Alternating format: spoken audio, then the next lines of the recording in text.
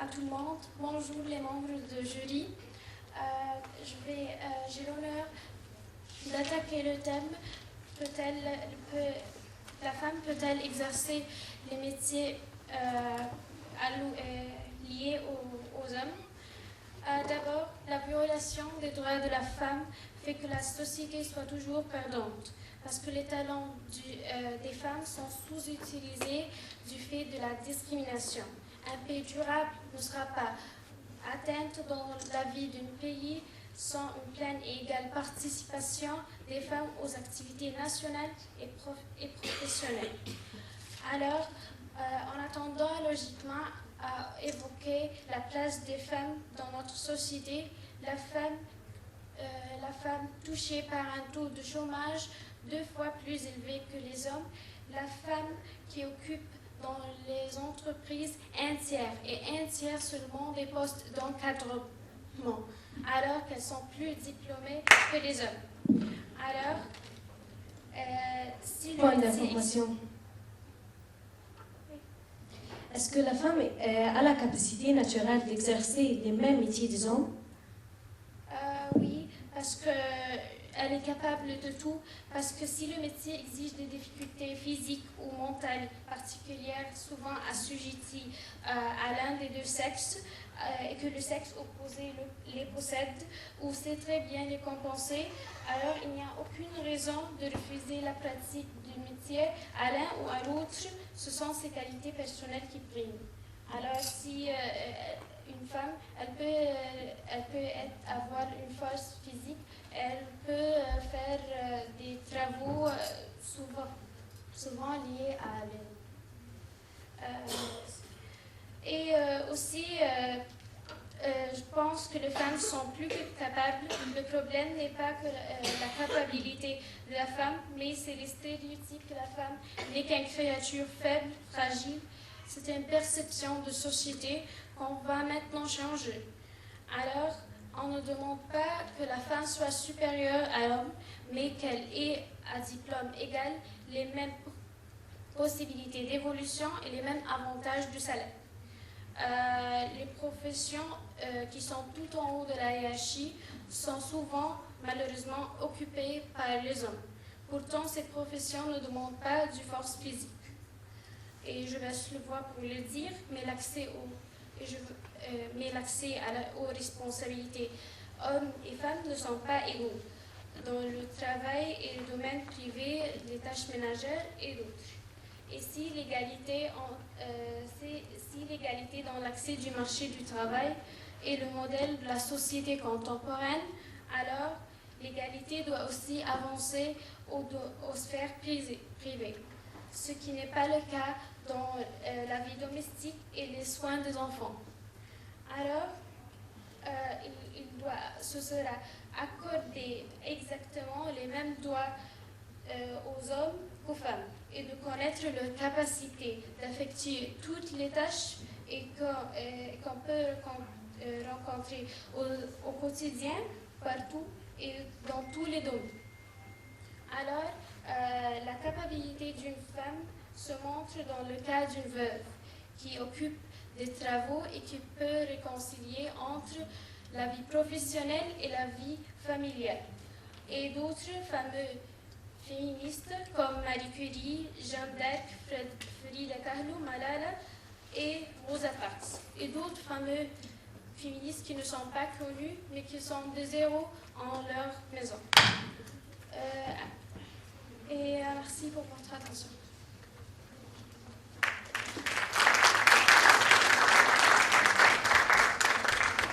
Merci Salma Mounir pour cette brillante mise encore en contextualisation. Je profite pour rappeler à l'Assemblée que le premier signe de la main signifie que 1 minute est épuisée. Le second signe de la main qu'il reste 1 minute pour la conclusion. Donc je rappelle, c'est là aussi aux autres oratrices. Le second signe de la main, ce n'est pas pour vous dire que le temps est fini, c'est pour vous dire que vous avez 1 minute pour la conclusion. Sans plus tarder, je vais appeler sur la scène Peyran Mostafa de Un Négatif, sous vos ovations.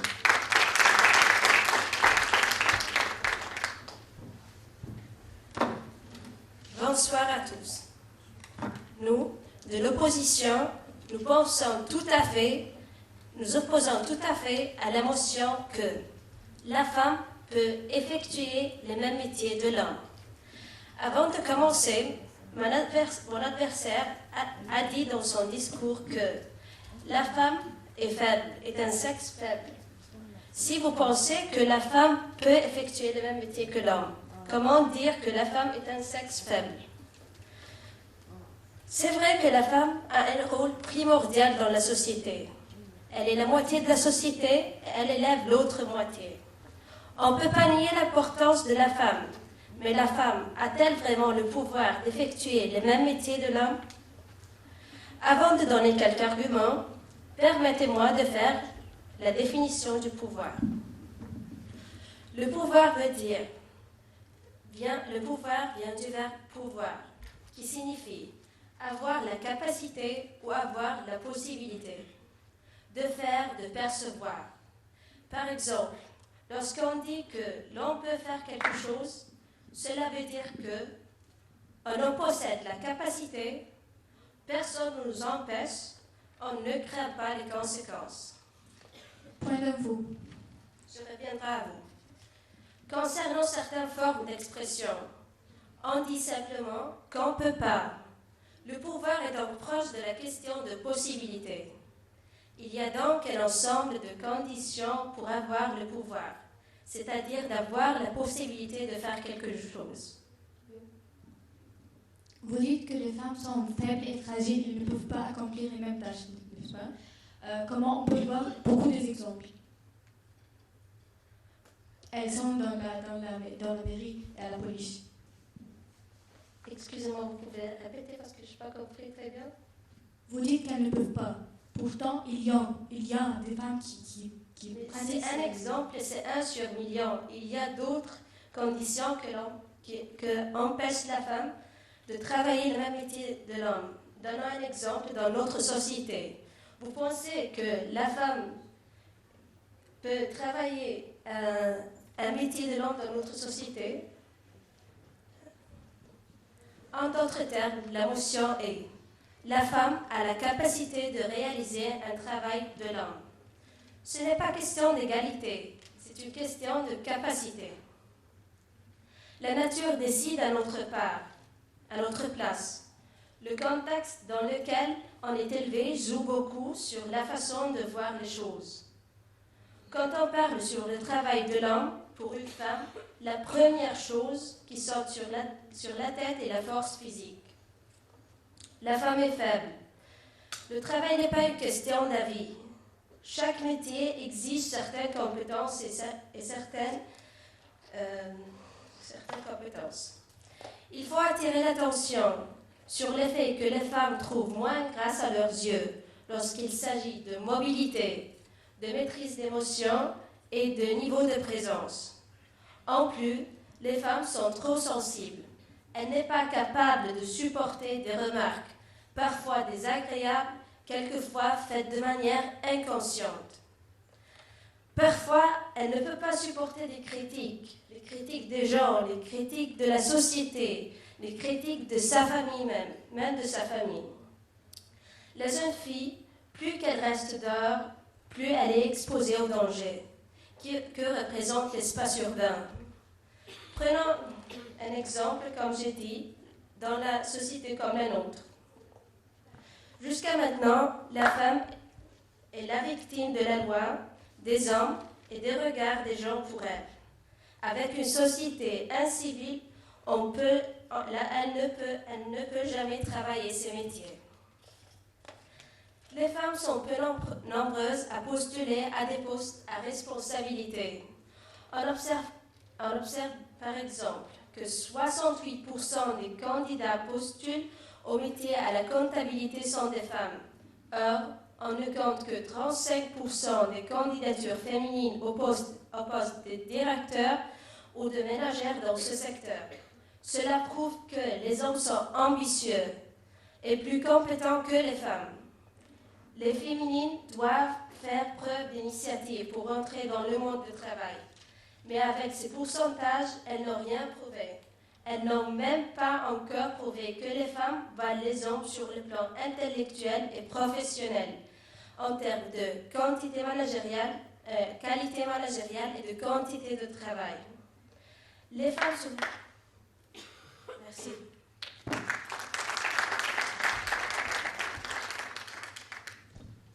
Voilà, merci. Et lorsqu'on donne le dernier signal, vous avez un écart de 15 secondes pour continuer votre propos. Ne le coupez pas directement.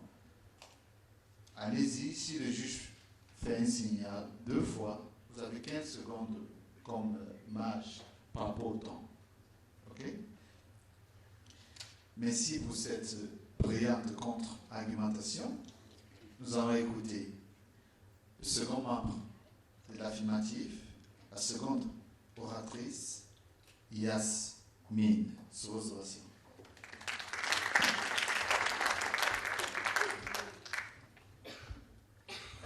Bonjour, mesdames et messieurs. Je m'appelle Yasmine. D'abord, je vous remercie d'avoir assisté à notre journée internationale de la femme. Et comme mon adversaire Salma devrait dire que moi je vais vous parler de la capacité de la femme d'exercer les mêmes métiers que l'homme. George Sand a dit un jour, une femme, quand elle est héroïque, elle ne l'est jamais à demi. La femme, elle est la moitié de la société et elle éduque l'autre moitié. Nous croyons fermement qu'elle est incapable d'être l'égale de l'homme, d'exercer ses métiers, de déployer le même effort que lui, malgré qu'elle se caractérise par l'ambition, la persévérance, le dynamisme et la sagesse. Certains pensent que la rentrée de la femme dans le marché du travail l'empêche de continuer son message maternel. Alors, ils voient que la place fondamentale de la femme est dans son foyer, élever les enfants, laver la vaisselle, faire les tâches ménagères, et c'est tout. Mais pensez avec moi un instant. N'est-ce pas en privant une femme d'exercer un métier, de jouir d'une autonomie professionnelle, tout en ayant un poste prestigieux dans la société? C'est comme si on lui condamne de vivre une vie sombre, sans aucun objectif à réaliser, sans liberté. Parfois même, je ne comprends pas la mentalité de certains hommes obsédés par la dominance. C'est-à-dire que j'essaie de ne pas me laisser séduire par les slogans, mais ils vous parlent de civilisation, de mondialisation, de technologie de pointe. Ils vous disent qu'il faut être civilisé, il faut être ouvert au monde, aux autres races, pour éviter la discrimination, le racisme, les guerres. Mais n'est-ce pas en privant une femme d'être recrutée et rémunérée, tout en ayant son propre salaire? C'est comme si on réclame notre idée fanatique de discrimination entre les deux sexes. Mais plutôt, c'est comme si on retourne à l'ère de la pierre, en ayant une telle mentalité primitive. Je me demande parfois aussi qui a inventé cette idée de spécifier un secteur de travail pour les hommes et un autre pour les femmes. C'est-à-dire que depuis quand les métiers ont un sexe? Ce n'est pas une question de rose ou bleu, ce n'est pas une question de genre, mais plutôt de compétences et de tendances. Il n'y a pas de métiers pour les hommes et des autres pour les femmes. Il y a simplement des métiers pour tous. Et ça ne dépend pas de forme physique ou de force musculaire. C'est-à-dire qu'au Corée du Nord, la femme a pu briser les contraintes, elle a pu sortir de sa cellule, elle a pu réussir à devenir présidente de la République. Elle n'a pas été obligée à faire des muscles ou à imiter les hommes pour le faire, mais c'est simplement par sa volonté, son ambition et sa persévérance qu'elle a pu traduire son rêve en réalité. Parce que tout dépend de la volonté de la femme. La femme, quand elle veut, donc elle peut. Cet argument en suscite une autre, c'est-à-dire que le processus d'intégration de la femme à la vie professionnelle est encore fragile et frêle, parce qu'elle est toujours regardée d'infériorité, elle est marginalisée et oubliée. On le voit en être une créature douce, simple, faible physiquement, souvent fascinée par les belles paroles et entravée par les sentiments et son cœur. C'est pour cela que ses talents et ses compétences sont souvent niés et ignorés par les autres. Également, la période de grossesse, l'accouchement, le stress et les nets tendus causés par le travail ou parfois par le changement de son humeur pendant les périodes mensuelles, tout cela crée une fatigue et même une dépression inéluctable pour la femme. Surtout pour l'une qui doit jouer le rôle de la mère et de la femme active. Mais cela ne doit pas l'entraver de pénétrer dans le monde professionnel et de réaliser ses rêves longuement espérés. Car c'est une question de conciliation et d'équilibre entre vie professionnelle et vie familiale. Personnellement, moi je pense que le mari aussi doit aider sa femme, doit partager les tâches ménagères avec elle. Bien sûr, tout dépend de l'éducation du mari, de ses principes et de ses éthiques, mais je ne pense pas que partager les travaux domestiques avec ses femmes va porter atteinte à sa virilité. Et bien sûr, en conciliant entre vie professionnelle et vie familiale, cela va diminuer le taux de divorce causé par la négligence de la femme envers les demandes de son mari et de ses enfants. Aussi, moi je vois que la femme, elle doit avoir son indépendance financière et économique, elle doit jouir d'une vie décente même si elle est mariée. Certains vont signaler que l'augmentation du taux du célibat est due à l'autonomie professionnelle acquise par les femmes. Mais soyons un peu civilisés. Quel est exactement le problème en étant une femme célibataire? C'est-à-dire que, est-ce que vous voyez qu'être esclave à l'homme en lui tendant la main est plus préférable? Au moins, une femme célibataire, elle conserve sa dignité et son amour propre, mais elle perd la vie conjugale. Aussi, c'est notre différence qui crée notre complémentarité. Et je réponds à ceux qui doutent ou ceux qui soupçonnent les capacités de la femme par une citation de Naguib Mahfouz qui dit « Ceux qui sous-estiment les aptitudes et les compétences de la femme, j'espère qu'ils répètent son enfance sans une ». Je veux aussi faire allusion que nous parlons ici des pays civilisés, des pays où les femmes peuvent même travailler dans un chantier, car les machines ont dû remplacer l'homme, et donc aucun effort ne sera déployé. Mais les pays en voie de développement, l'homme ne peut pas même jouir de ces simples doigts. Donc, la femme, qu'en pensez-vous de parité entre femmes et hommes? Finalement, je peux conclure en disant que la femme ne doit pas être ni écrasée, ni marginalisée, ni oubliée sous prétexte d'être un sexe faible. Car elle a réussi, elle a pu devenir pédiatre, médecin, avocate, architecte, etc. Et donc, sœur Emmanuelle avait raison quand elle avait dit que éduquer un homme, c'est éduquer un individu, mais éduquer une femme, c'est éduquer un peuple.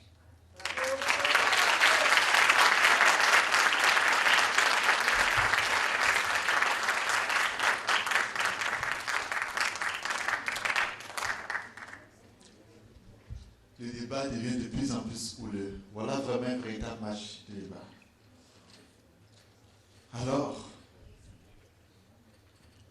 nous allons écouter la seconde affirmative, la seconde négative, c'est-à-dire la seconde membre de l'opposition, Monica Charles. Vous avez la parole.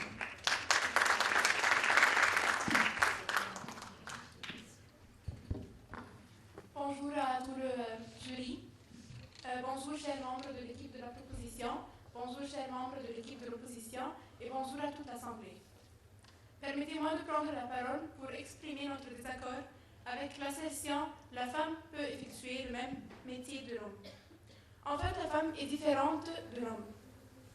D'abord, sur le plan affectif par exemple, la femme est beaucoup plus sentimentale que l'homme. C'est pourquoi un pilote de ligne est souvent un homme, car ce métier exige des nerfs solides, de garder son sang-froid, autant de qualités physiques. Mais, même en Égypte, on n'a pas des femmes juges. L'équipe de la proposition a demandé des exemples pour des femmes qui n'ont pas pu exercer quelques métiers. Madame, il n'y a que Tahani Gibeli, une seule femme qui exerce, qui est une juge. C'est un exemple de beaucoup d'autres exemples. Si on parle sur le plan physique, les études prouvent que l'homme est beaucoup plus fort que la femme. Alors, comment une femme pourrait travailler comme un maçon? Comment une femme, cette créature si douce et si délicate, pourrait lever de grosses pierres, pourrait rester à de hautes distances sans avoir vertige? Et comme elle est de faible hygiène, même le travail des mines ne lui convient pas. Effectivement, l'Académie royale en Belgique a recommandé la suppression du travail des femmes dans la mine. Aussi, la femme rencontre des obstacles pour travailler, comme l'homme. Par exemple, les menstrues. Cette période fatigue le corps de l'homme, qui subit de perturbations psychologiques, sautes d'humeur et fortes émotions. Si l'on ajoute encore, la grossesse est inconciliable avec le travail régulier. Imaginez-vous une femme enceinte. Est-ce qu'elle pourrait concilier... Vous dites qu'il n'y a pas de femmes dans la jury, n'est-ce pas? Oui. Est-ce que c'est parce qu'il n'y a pas de femmes, c'est quelque chose de bien? Non. Madame, nous sommes dans une société, malheureusement une société qui n'est pas encore civilisée. On parle des sociétés en général. Cette chambre dit que les femmes peuvent exercer les mêmes métiers que les hommes. On n'a pas dit en Égypte, on dit dans le monde entier. Le point d'information, c'est une fois, s'il vous plaît. Je continue en disant que la société, nous vivons malheureusement dans une société pas civilisée, pas encore prête à avoir une femme aider l'État. Alors, est-ce qu'on peut avoir une femme qui travaille le même métier que l'homme? Malheureusement, la femme ici en Égypte, par exemple, subit beaucoup de problèmes, comme l'harcèlement et le viol. Alors, plus tard. Alors, est-ce que la femme pourrait conduire, par exemple, un taxi dans notre société? Une fille même ne peut pas se déplacer avec un vélo. Alors, imaginez-vous, une femme, est-ce qu'elle peut conduire un taxi? Et quel sera le regard de la société envers elle et envers son métier? En outre, notre culture ligote la femme. Elle doit rentrer tôt à sa maison, c'est interdit de veiller la nuit, ce qui empêchera une chirurgienne, par exemple, de sauver ses patients pendant la nuit. Si on parle de sa force physique, aussi, on a parlé des menstrues, de la grossesse et aussi l'accouchement. Si on dit aussi que d'ailleurs le phénomène de l'emploi féminin existe et il est présent. 97% des secrétaires sont des femmes. 64% des enseignants sont des femmes. Oui, les métiers sont sexués, mais est-ce qu'on ne peut pas dire que c'est une sorte de discrimination? Quelle sorte de discrimination quand on favorise le plus compétent et le plus apte d'accomplir une certaine tâche ou un certain rôle?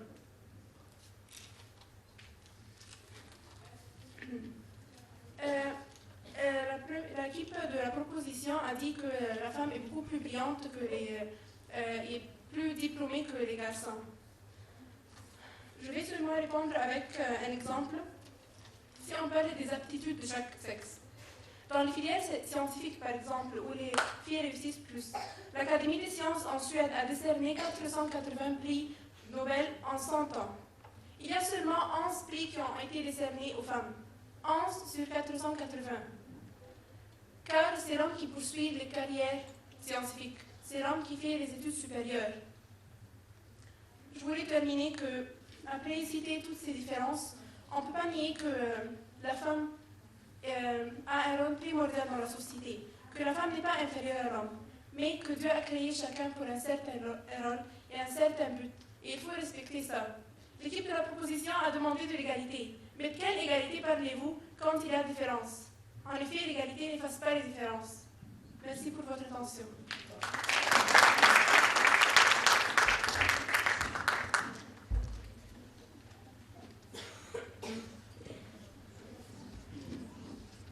Nous sommes dans un jeu de ping-pong. Ça va être très difficile de partager les équipes, je peux vous le rassurer. Alors, nous allons passer à la troisième phase de ce match en invitant la troisième oratrice, Darmina. Elle fera de l'affirmative. Sous vos ovations. Bonjour à tous. Pour conclure ce que la première et la deuxième membres de mon équipe ont affirmé, les femmes peuvent exercer les mêmes métiers. Nous sommes tous des hommes. La différence physique entre l'homme et femme, c'est exactement comme la différence entre un noir et un blanc. Est-ce que ça peut affecter sur son capacité dans son travail? Je doute. De plus, c'est un problème de confiance, pas de capacité du tout. Lorsqu'on est dans une entreprise ou une interview et on a une femme et un homme, on va choisir l'homme. Seulement parce qu'on ne cesse pas de suivre les stéréotypes, on ne cesse pas de marcher sans essayer. Est-ce qu'on a essayé cette femme? Est-ce que tu as vu si elle a pu exercer ce métier ou non? Non, seulement parce que vous croyez qu'elle ne peut pas. De plus, on ne peut pas dire que cet métier, la femme doit le faire, non, ça, blablabla. Non. Si la femme sait qu'elle peut accomplir cette tâche, elle va le faire. Sinon, pourquoi elle va le faire? Elle va travailler un autre métier, c'est pas difficile. De plus, dans l'armée, on trouve des femmes. Mais ils ont choisi ces femmes, ils n'ont pas choisi d'autres hommes. Pourquoi? Parce qu'ils ont prouvé qu'ils sont mieux. Ils ont prouvé qu'ils peuvent. Ils ont prouvé qu'ils peuvent accomplir les mêmes tâches, même dans l'armée. Aussi, dans une situation urgente et dangereuse, la femme se caractérise de la patience, elle est compréhensive, elle a sa instinct de mère. ce qui lui donne l'audace de sauver ou de penser en patient. Elle peut se dire oui, ça, on peut le faire, ça non, et trouver des solutions. L'homme va s'énerver et c'est tout. Alors, elles peuvent être un leader, comme Eva Habil qui a devenu la mère en insulte. Pour répondre à le chauffeur de taxi, j'ai une question. Est-ce que la femme peut conduire? Oui, alors elle a pu accomplir cette tâche. Point. Final, et c'est tout. Si vous parlez de problèmes, c'est un problème de société. Ce n'est pas un problème que dans le métier même. On a beaucoup d'exemples de femmes qui ont pu Information. Je reprends. Les femmes mécaniciennes, menuisières, maçons, c'est des métiers que la femme est incapable de les faire. Comment vous dites que la femme peut les faire? J'ai pas compris. Sont de travail dans les déserts. Comment une femme peut faire? Une femme elle a pu être dans l'armée. Elle a pu battre. Elle ne peut pas rester dans le désert. Elle peut. Mais on peut dire que c'est de la gentillesse des hommes qui ont dit non, restez à la maison. Mais elle peut. C'est pas difficile. Pourquoi elle ne peut pas? Dis-moi un argument pourquoi elle ne peut pas. Tu trouves rien, n'est-ce pas? Alors, retrouve-le. Il y a Dr Amal Hosnen, ministère des Affaires sociales. Elle a aussi participé dans la vie parlementaire. La première ministère des Affaires sociales était Hekmat Abou Zeid. Il y a aussi Samira Moussa qui a découvert un trait pour le cancer. Il y a cet exemple que tout le monde le sait, c'est Shagar Zdour. Elle est la plus exemple claire qui a pu accomplir le rôle elle a pu être une reine. Mais on a dit non, une femme ne peut pas accomplir le rôle d'une reine ou d'un roi. Il y a Golda Meir, première ministère, Margaret Thatcher, première ministère en Angleterre, elle avait des enfants et elle a bien élevé ses enfants. C'est pour que vous dites qu'elle ne peut pas équilibrer entre son tâche ménagère et son travail. Il y a Kath Webb. Elle est responsable d'une équipe de pompiers. Cette équipe est constituée des hommes et des femmes, mais on l'a choisie parce qu'elle a prouvé qu'elle est mieux. On peut trouver des femmes qui sont mieux et des hommes qui sont mieux. C'est pas un grand problème. Bref, les femmes peuvent accomplir les mêmes métiers. Et merci pour votre attention.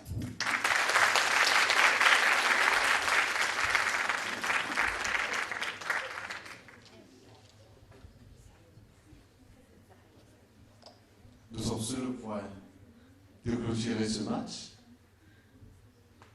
Ping-pong, l'affirmative, constitué de 3 défenderesses de la femme. La négative, constituée de 3 défenderesses des limites, des capacités de la femme. Alors, nous allons passer la parole à la 3e défenderesse des limites de la capacité de la femme, Lucia Acha.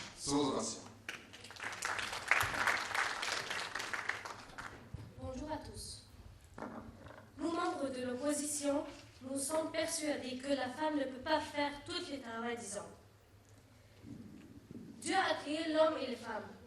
Si les deux peuvent accomplir les mêmes métiers, donc pourquoi Dieu a créé l'homme?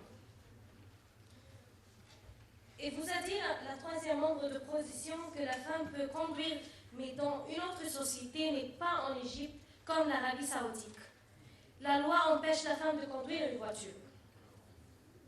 Et je suis contre aussi, car vous a dit que la femme peut faire tous les métiers. Mais mécanicière, menuisière, maçon, c'est des métiers que la femme est incapable de faire.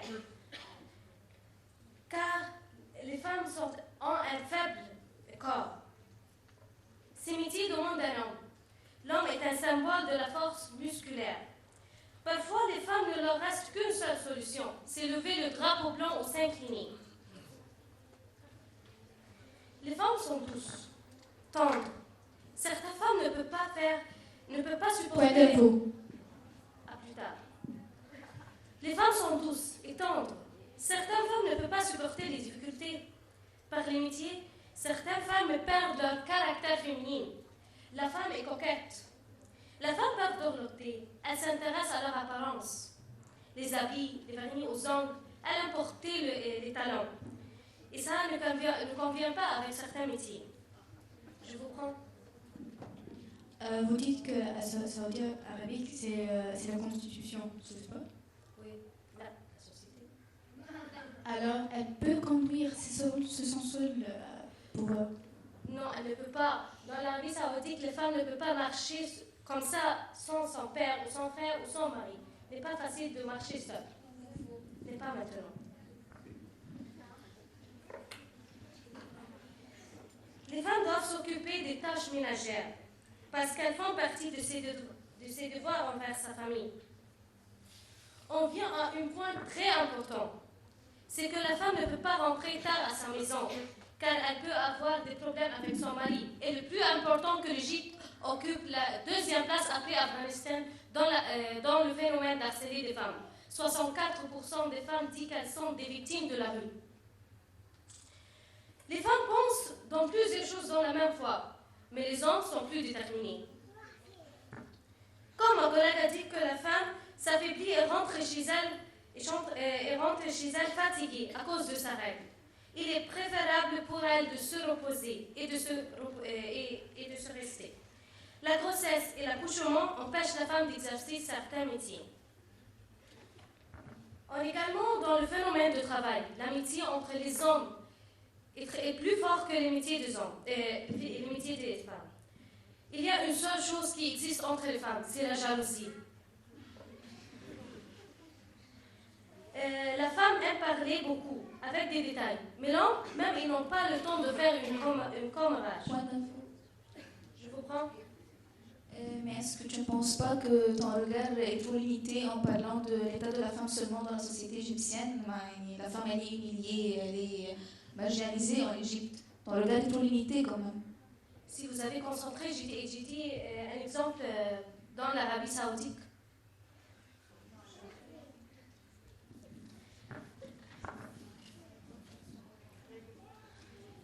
Vous avez dit que la femme ne peut pas faire certains métiers, même si ce n'est pas en Égypte, mais en Europe. Les femmes ne peuvent pas faire certains métiers, vraiment. Elle peut être un policier, mais n'est pas comme les autres, comme l'homme faire le travail. L'homme peut faire le travail, il peut réussir dans son travail plus que la femme.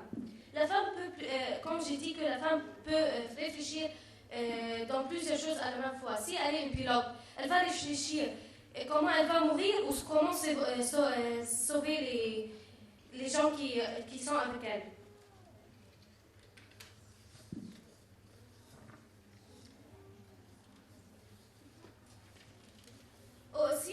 Aussi en Égypte, quand j'ai dit que l'harcèlement, les femmes ne peuvent pas rentrer tard à leur maison car elles peuvent être harcelées. Donc comment elle peut continuer son travail? Et son travail, si elle est infirmière, donc son travail est urgent d'être là-bas, dans quel temps elle peut?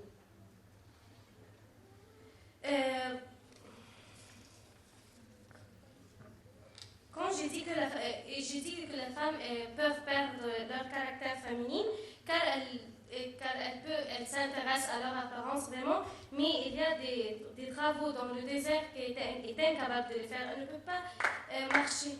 Merci à votre attention.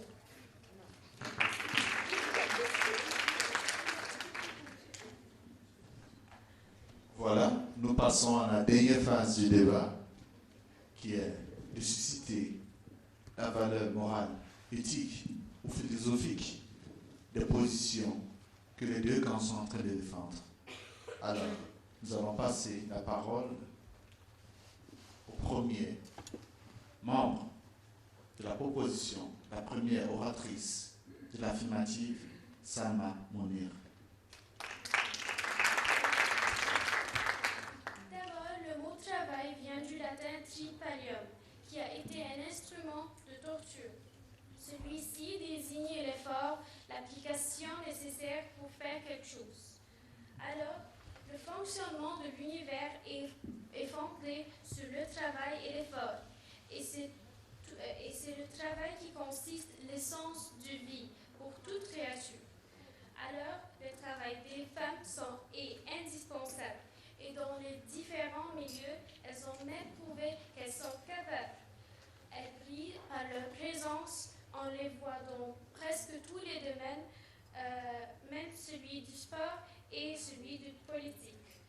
Le travail est un moyen pour que la femme marque sa présence dans la société. Il a une importance majeure pour les femmes. Il a une valeur morale, il semble nous éduquer, nous rendre libres et c'est un facteur d'épanouissement de soi et de confiance et de connaissance. En généralisant, il construit la femme et procure des satisfactions à celle qui l'exerce. Le travail est une nécessité. Travailler, c'est agir pour assurer sa confort sur les deux plans, intellectuel et matériel. C'est pouvoir choisir et améliorer ses conditions de vie, assurer ses besoins intellectuels, mais aussi se cultiver. La femme se sent utile. Elle est un acteur économique et social. Elle acquiert une signification aux yeux des autres. Et le travail lui permet une indépendance économique qui est une condition pour que les femmes, comme les hommes, peuvent exercer un contrôle total sur leur vie sans pression extérieure.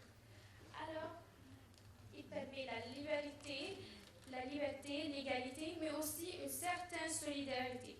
C'est le moyen pour lequel l'homme s'empare de sa nature et conquiert sa liberté et son humanité. Et pour les enfants, ça plante dès son enfance la volonté de travailler, les principes d'effort, de persévérance et d'esprit. Et aussi la femme éduquée et qui travaille à des expériences pour transmettre aux générations. Elle peut les éduquer.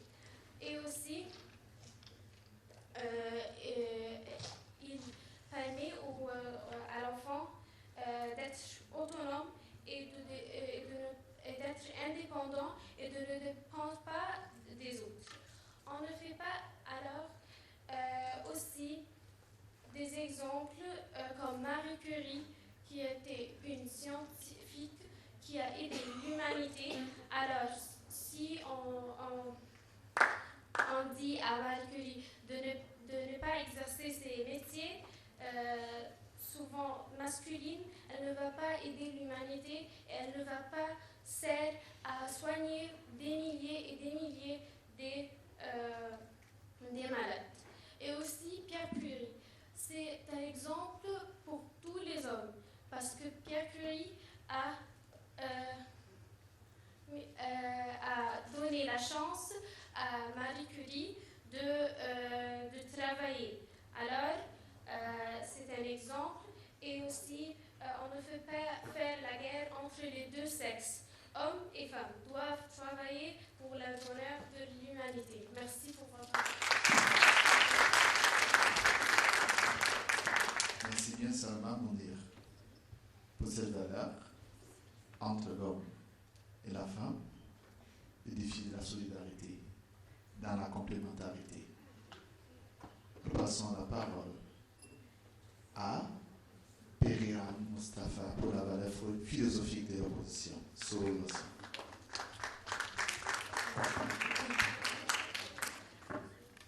Mesdames et messieurs, on reste fondamentalement persuadé que la femme ne peut pas effectuer les mêmes métiers que l'homme.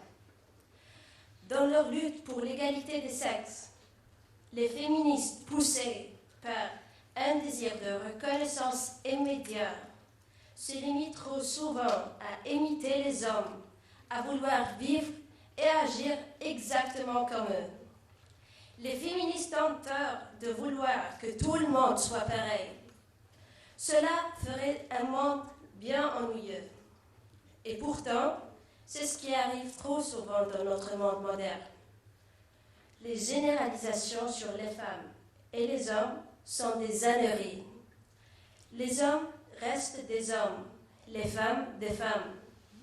Les individus, quel que soit leur sexe, sont porteurs d'un mélange de qualités féminines et masculines. Un peu de féminité chez un homme, c'est bien, mais pas trop. Un peu de qualité masculine chez les femmes, c'est bien aussi, mais il n'en fait pas trop. Des femmes dotées uniquement de qualités féminines seraient lamentables. Des hommes dépourvus de qualités féminines seraient des brutes. Les hommes ont une part de féminité, douceur, bonté, finesse, délicatesse. Sans ces traits, ils seraient des êtres brutaux. Les femmes ont aussi des traits de la masculinité, sans courage et maîtrise de soi et endurance, pas de personnalité. Les roses et les poupées pour les filles, les bleus et les voitures pour les garçons. Si les parents donnaient des camions aux filles pour jouer, cela changerait déjà les choses. Mais vouloir que l'homme et la femme seraient identiques est très regrettable. Comme toute pensée visant à gommer les différences, il faut condamner ceux qui encouragent l'uniformité des sexes. Et c'est en toute conscience que je déclare que la femme n'a pas la capacité d'effectuer les mêmes métiers de l'homme. Merci.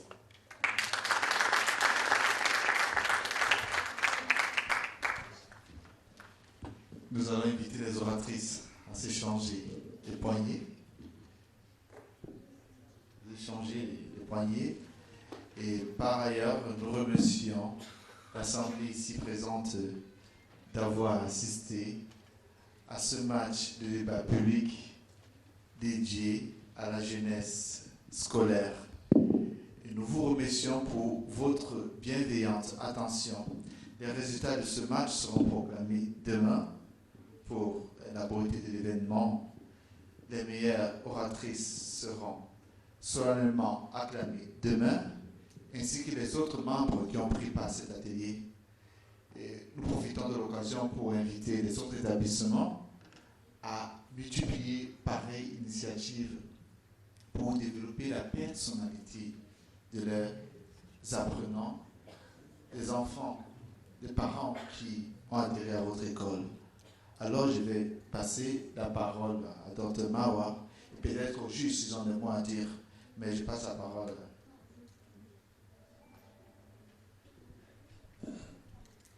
Merci bien Marius, bonsoir à tous.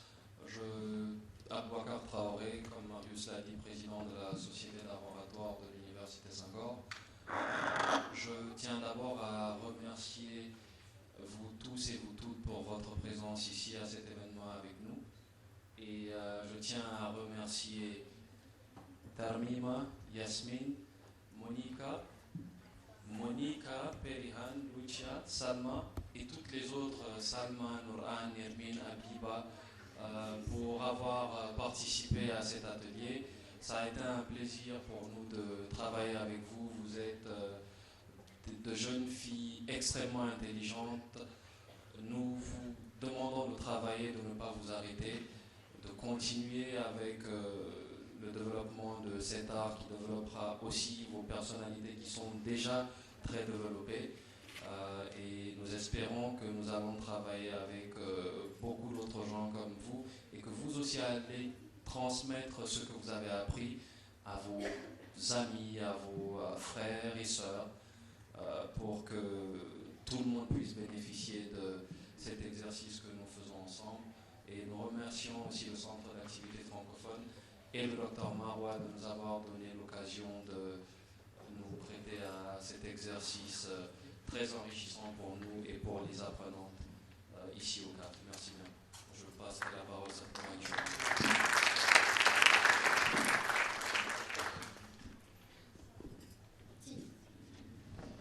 Merci Aboubacar, merci Vigno. Mes prédécesseurs ont presque résumé tout ce que j'allais dire. Je voudrais aussi étendre nos remerciements au Centre des activités francophones qui accueille cette activité. Je voudrais lancer un appel à l'endroit des encadreurs d'enfants qui sont dans la salle. Cette activité, nous croyons, est une activité qui permettra de développer le leadership des jeunes et nous comptons sur vous pour pouvoir propager cette nouvelle à travers les jeunes. Je vous remercie. En fait, je voulais juste répéter la même question et vous demander, est-ce que vous avez su de quoi il s'agit cet laboratoire après qu'on a vécu ce match ensemble avec des orateurs qui se sont entraînés pour une semaine ou plus. On nous demande souvent au CAF, on a besoin de cours de langue, on veut fortifier la langue. Je réponds toujours, c'est l'Institut français d'Égypte qui offre des cours de langue. Nous, on ne donne pas des cours de langue, mais on organise des ateliers qui encouragent, qui fortifient la langue, qui font de la pratique. Et j'espère, avec, entre parenthèses, les fautes d'orthographe, les fautes d'orthographe qui ont eu lieu aujourd'hui, si on compare ça avec le courage que ces filles ils ont pris pour s'entraîner, pour chercher, je vous dis que les filles, c'est elles-mêmes qui ont choisi le thème qui apparaît sur le programme. C'est leur propre choix. C'est elles-mêmes qui ont choisi les informations. Personne ne les a aidées. Le jury, les membres du jury de l'Université Senghor qui sont là, ils les ont entraînés à parler, à discuter, à les techniques, les thèmes, le ton, qui commence avant qui se présente, la technique de l'art. Mais c'est franchement leur travail de recherche, c'est leur croyance à leur idée, tandis qu'il faut dire qu'elles ne sont pas tous d'accord de ce qu'ils représentent aujourd'hui. Mais c'était le choix d'équipe qui a mené à ça, et nous on comprend très bien ce que je veux dire. Mais c'est pour vous dire que voilà un moyen, un atelier qui a pu leur donner la chance de pratiquer la langue, de présenter, de défendre leurs droits, de défendre leurs pensées, de défendre leurs idées.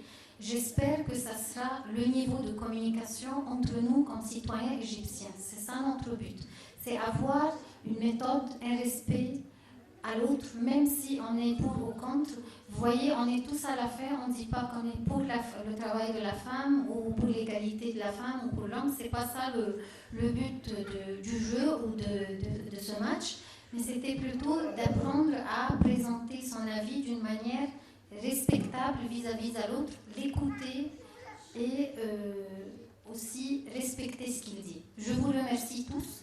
Je vous encourage de rester. Il y a une pièce de théâtre, je ne peux pas dire magnifique, mais vraiment de son titre.